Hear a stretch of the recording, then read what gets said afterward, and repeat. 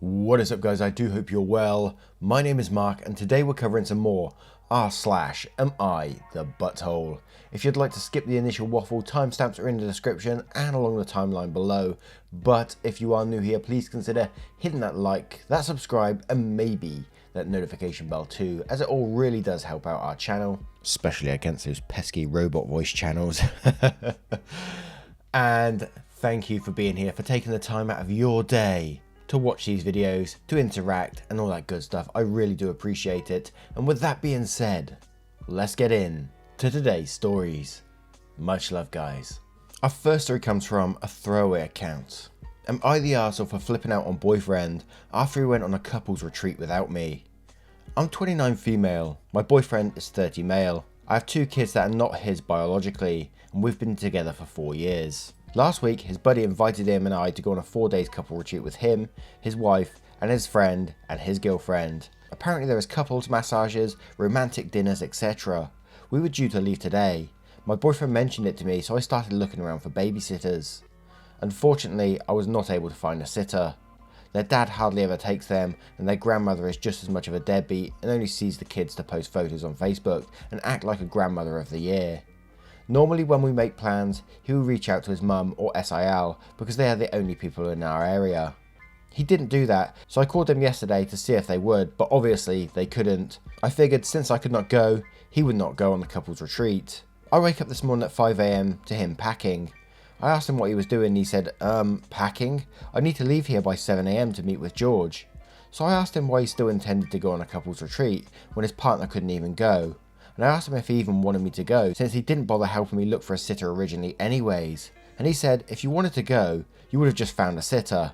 I don't have time for this. This really bothered me a great deal. He kissed my forehead and left. 15 minutes ago, I get a text from him, which includes pictures of his suite that had flower petals, champagne, even a heart-shaped bed. I text back and said, have a good time. He took this as an attack and said, don't be clipped with me. It's not my fault you didn't find a sitter.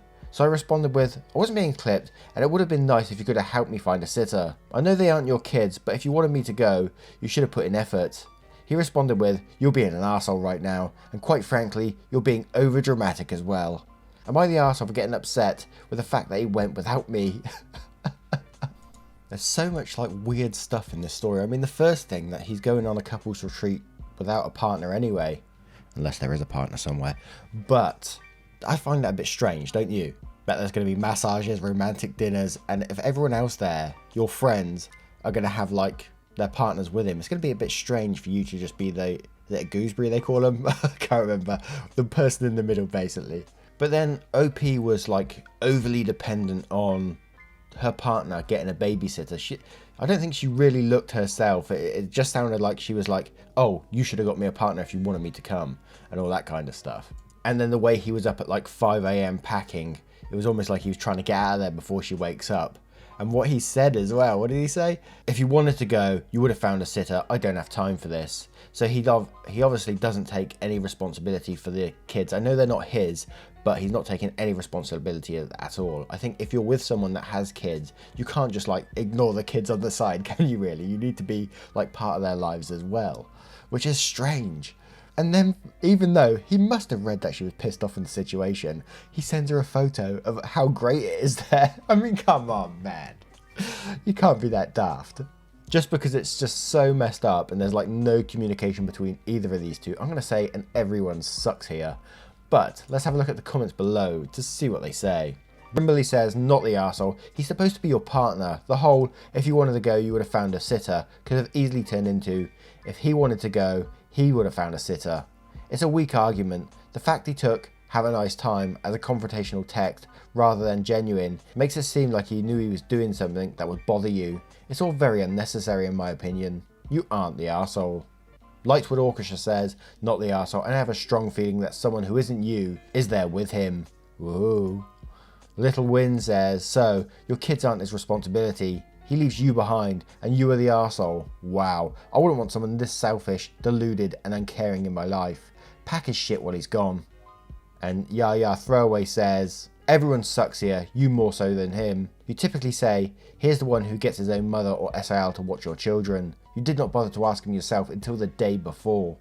You've become over-dependent and you just expect them to do the legwork for you, framing it as helping you find the babysitter. No, you expect them to arrange childcare for your children all by himself when he always does it for you, and it's always his mum or sister doing it. Yes, he's been in the kids' lives for 4 years, but you two are not married and he is not their stepfather. He has no legal right to them should this relationship ever end. They're not his kids, they are yours, and procuring childcare is your responsibility. He's being petty sending you those pictures and could deal with his anger over your complacency, and should have communicated clearly beforehand about your lack of mental labour on the childcare procurement front. But you made it clear you're entitled to him, someone who's not even a parent to these kids, making babysit arrangements and his family babysitting your kids for you. And why should he have to tell you to look for a babysitter for your own children? He's not your manager. When he comes back, if you don't want to lose him, you two need to go to counselling, and you both need to admit to yourselves and each other about how you two are going to communicate better and share the load more equitably. Now, I'm going to turn this one to you guys. What do you guys think of the story? Let me know in the comments below, and don't forget to vote on that poll in the description for story 1. And our next story comes from Eternal Hope. Am I the arsehole for being upset and leaving when my sister-in-law stole my pregnancy announcement? I, 36 female, found out that I am pregnant. I am overjoyed as I've always wanted a child of my own. I focused on my career and my life, and since I am single, I wasn't sure if having a baby would ever happen. I was excited to tell my family the big news. My older sister has 1 child, my nephew 7 male. My brother is married, but he and his wife have made it clear they will always be child free. Last night we had a family dinner, and I thought this would be the perfect opportunity to share the news. Since this will be my only child, I wanted to make it special, and I also wanted to involve my nephew. I got a shirt that read, "This is what an awesome big cousin looks like."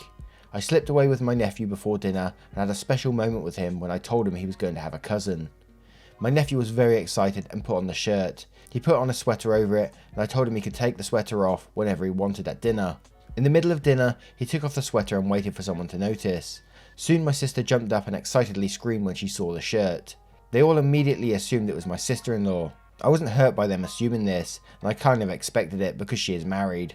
I was hurt because my sister-in-law didn't try to correct them. She just went along with it and began to rub her flat belly while laughing. I must have looked completely hurt because my mother yelled at me to stop being rude and to congratulate them. I tried to explain that I was the one who gave my nephew the shirt. They all didn't even hear me and just continued to fawn over my sister-in-law. My brother stood frozen in shock, just asking his wife if she was serious. I got up and went home. I received multiple texts at this point from them telling me what an arsehole I am for making this about me. They said things like it wasn't my sister-in-law's fault that I was jealous. I didn't reply to anything and just cried myself to sleep. This morning my sister-in-law must have finally let it slip that she is not pregnant. They have now all called me to apologise, saying that they just got caught up in the moment. They said I shouldn't have left the dinner, and that's my fault I wasn't clear enough that I was the one who was pregnant. My mum said I could have a redo dinner so I can get it right, and they will all act surprised. My sister-in-law sent me a message that said the way I chose to announce was how she wanted to do it if she ever got pregnant. She said that since she is not ever having a child, she just wanted to experience what that moment would be like. She also said I can have my chance at the redo dinner. I told them no, I will not be doing a redo. Every single person has now told me I'm being selfish and an arsehole because I won't let them make it right. To me, there's no fixing this. I will eventually forgive them, but I don't want to do a second announcement so they feel better. Am I the arsehole? For the redo, that would just be a weird situation. They already know what's going to happen and you have to go, "Oh everyone, I'm pregnant," and then they go, "Way!" in some weird fake manner. What the hell? Your sister-in-law is the one that's totally in the wrong in this situation. The fact that she knew she wasn't pregnant and then acted like she must have known someone at the table is pregnant and she's stealing that moment. She must have known that, but she wanted to take that moment for herself because she's not going to have kids ever herself. I'm not sure if that's like a medical reason or that's just a choice in life they've gone down. But there's got to be something mental there for you to do that to someone else. Come on, man. I'm going to say not the arsehole in this situation, but let's have a look at the comments below to see what they say. Hopeful Split says, "Wow, I don't blame you for being peeved. Your sister-in-law should never have played along. Not the arsehole in my book. I wouldn't do the redo, as it would be more about appeasing their guilt rather than being an exciting time for you. All I live for. What the actual hell? Your family actually turned this around and made you the bad guy. Your sister-in-law is a piece of work, alright, but dear God, your parents actually sided with her. Jesus. Not the arsehole. F them." Am says, "Not the arsehole. She wanted the attention. She pretty much pretended to be pregnant, which is so weird. This was supposed to be a happy moment for you and your family, and she hijacked it." Bonnie Bluest says, not the arsehole. What is wrong with your SIL? That is insane that she used your moment because she wanted to see what it felt like. Is your family upset with her? And then the OP replied to this saying, yeah, they're upset with her. They're mad at me too because I didn't stand up for myself and say something at dinner. But wow, what a weird situation. What do you guys make of this story? Let me know in the comments below, and don't forget to vote on that poll in the description for story 2. And our next story is from a throwaway account. Am I the arsehole for not paying for a work friend's meal after her husband died? I work in a small office with mostly women. A few months ago, the husband of a co-worker passed away. Another co-worker put together a schedule of when to bring a meal for Dana and her kids. On my turn, I messaged Dana to make sure it's fine for me to drop off the meal that evening, and she said she didn't want anything because they had so much already. I told her okay and let me know when she wanted something. Over the next couple of months, I offered weekly to bring something to Dana, but she always declined, so I stopped asking. Fast forward to last week, Dana asked me last Thursday if my family would like to have dinner with hers. I said sure. Dana told me where and when to meet. After we ate, the server brought out our checks, and Dana told him that I was paying for hers. I was shocked. I had no intentions of paying for their meal. I was quiet for a moment since I was caught off guard, but I finally said, I think there's some confusion, Dana, but we aren't paying for your meal. Why? Dana asked loudly. You didn't even bring food by when my husband died. This is the least you can do. I asked you multiple times about bringing something by, and what I would have spent making the meal is a far cry from what this cost. Fine, Dana snapped and snatched up her check. Pay for the tip at least, and then we'll be even. I said no to that too. Dana was steaming mad, but paid and left. On the drive home, my husband said I should have just paid their tip, since she was technically right about that. When I got to work the next day, I got the cold shoulder from a few of the women. Dana told them what happened, and they sided with her over it. It got worse over the past week. Some started making nasty comments to me and calling me stingy. My manager confronted me and asked if I'd pay for the meal to make this die down. I said no. She said the same as my husband, that I could at least pay the tip since I didn't spend money on making her meal, which is untrue, as the first time I already bought the groceries, although we ate them when she declined. I said I wouldn't be paying the tip on principle, and my manager said she thinks it's messed up that I wouldn't give Dana the cost of the meal I was supposed to make. Another co-worker passed around an envelope to raise funds for Dana's meal. They expected me to chip in a few bucks, but I did not. A couple of ladies confronted me and said I was being a bitch over it when I couldn't chip in even $5. They ended up raising almost $200, more than double what a meal cost. Dana made a speech at the end of the day and invited the whole office out for drinks on her, which got applause. Major eye roll.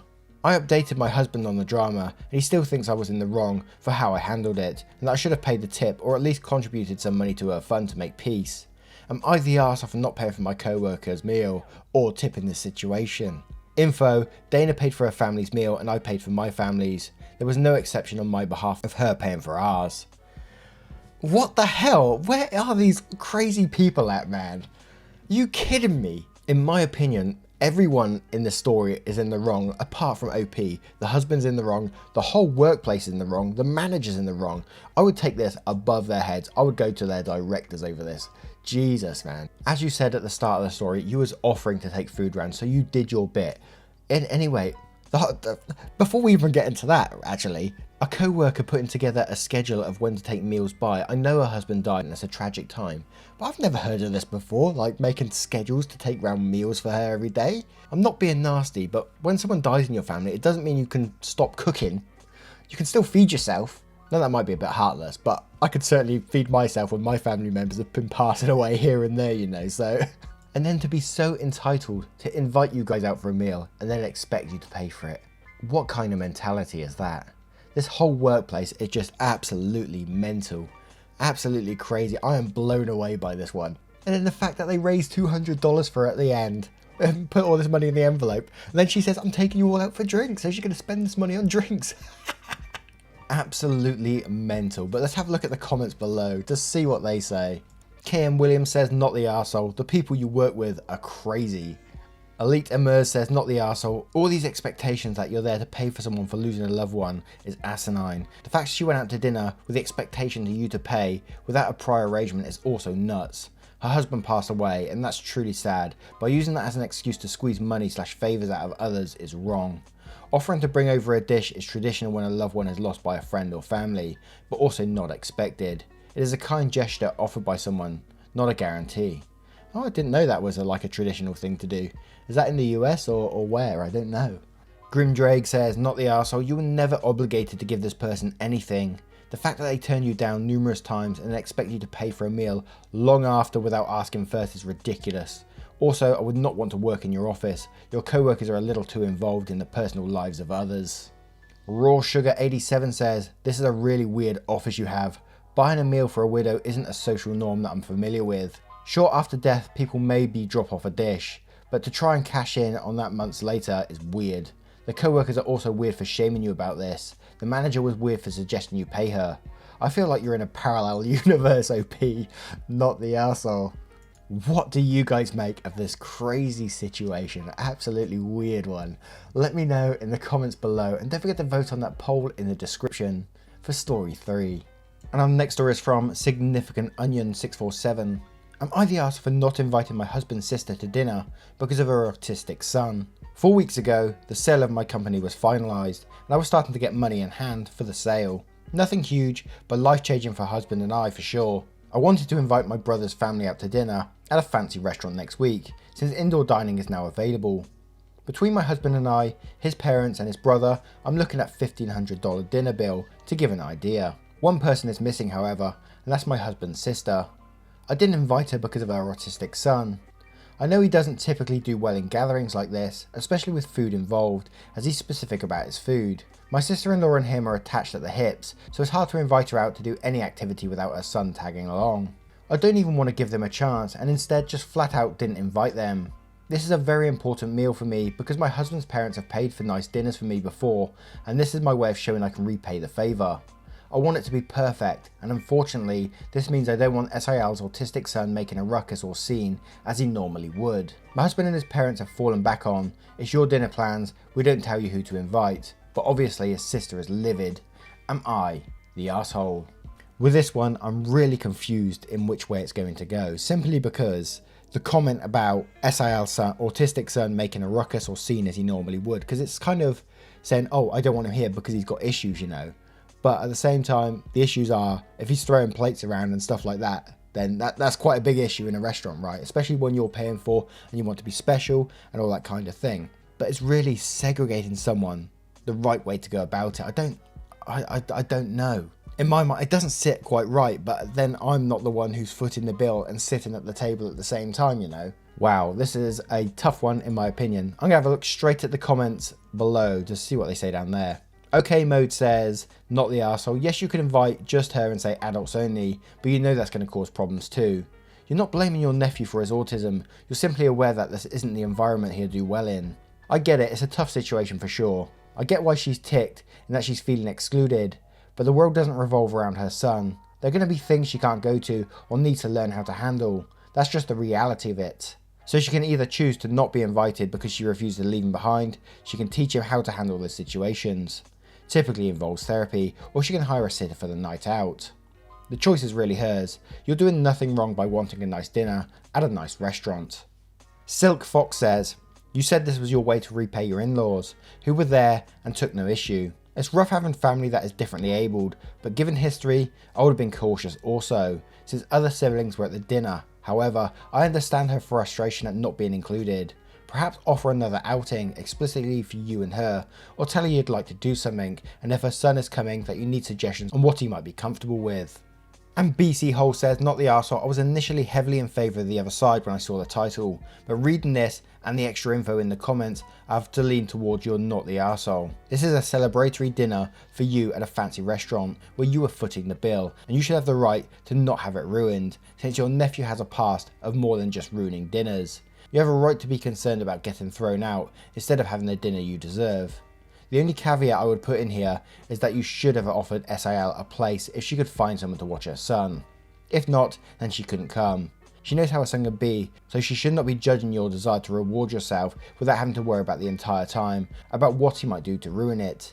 Given that option, now might be more offensive to her, but other attendees might seem to agree with how you're handling it. Now, I'm going to turn this one to you guys. What do you guys think of this story? How should OP have really handled it? Let me know in the comments below, and don't forget to vote on that poll in the description for story 4. Once again guys, thank you for being here today. You are always truly appreciated here, and I hope you know that.